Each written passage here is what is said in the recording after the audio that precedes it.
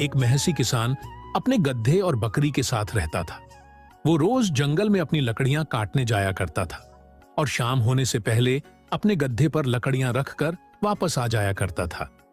एक दिन किसान ने सोचा, क्यों ना बकरी को भी साथ जंगल में ले चलूं? इतना विचार कर किसान अपने दोनों जानवरों को जंगल की तरफ लेकर चल देता है।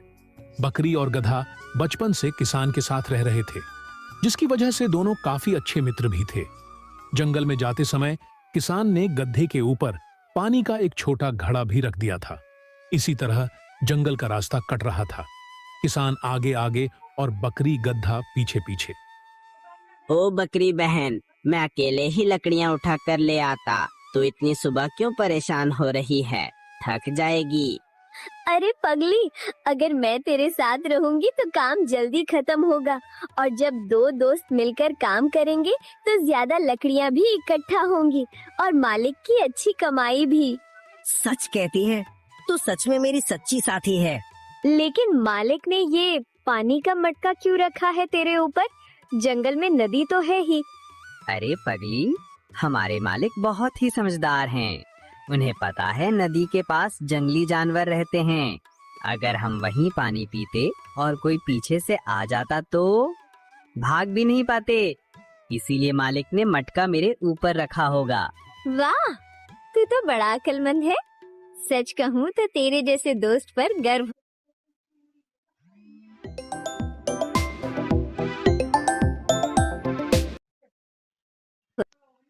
हाँ, तभी तो मालिक ने मुझे तेरी देखभाल के लिए रखा है। हाँ भाई हाँ, मालिक ने यही समझदारी देखकर तो तुझे हमेशा मेरे साथ रहने को कहते हैं। बातों बातों में तीनों जंगल में पहुंच जाते हैं और वहां पहुंचकर दोनों घास खाने लगते हैं।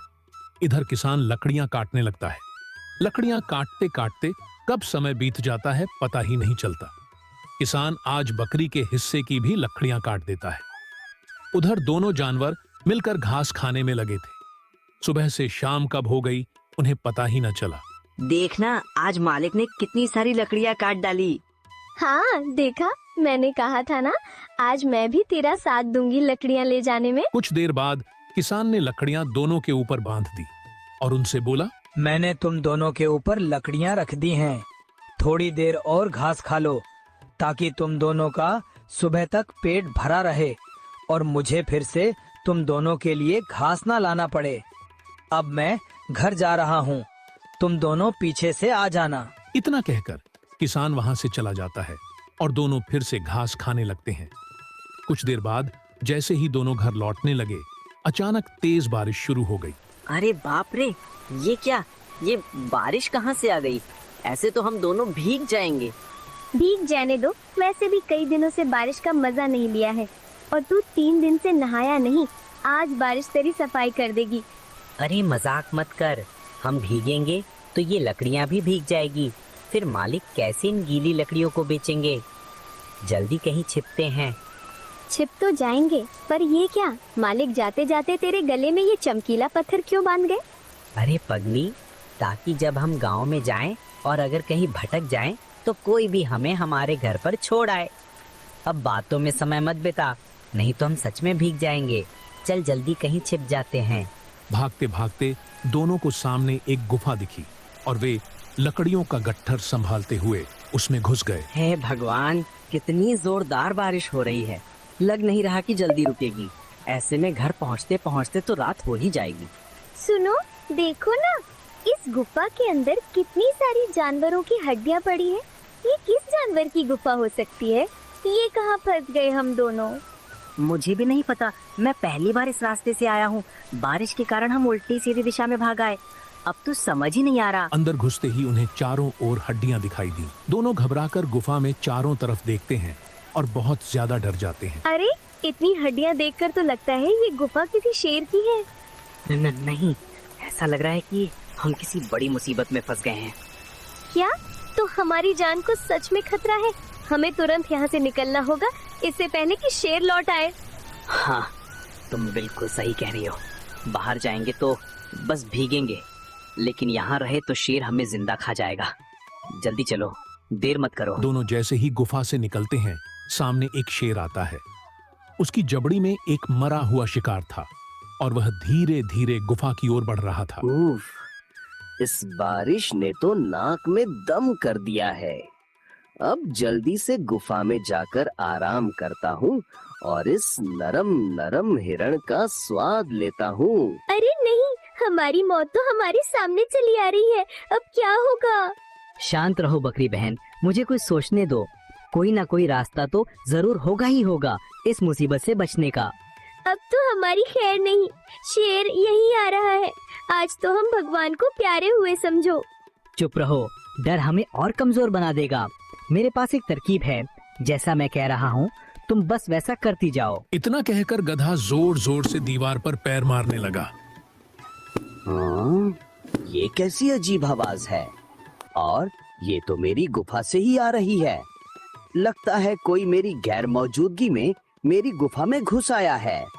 अभी जाकर मैं उसे सबक सिखाता हूँ। उधर शेर बारिश से परेशान होकर गुफा में आना चाहता था। गधे और बकरी ने उसे देखकर और जोर से डरावनी आवाजें निकालनी शुरू कर दी। क्या हुआ बेगम, आपके दांत क्यों खटखटा रहे हैं? शहंशाह, ये भूख का असर है। 4 दिन से तो हम सिर्फ खरगोश, बिल्ली और सियार जैसे कमजोर जानवरों का ही मांस खा रहे हैं।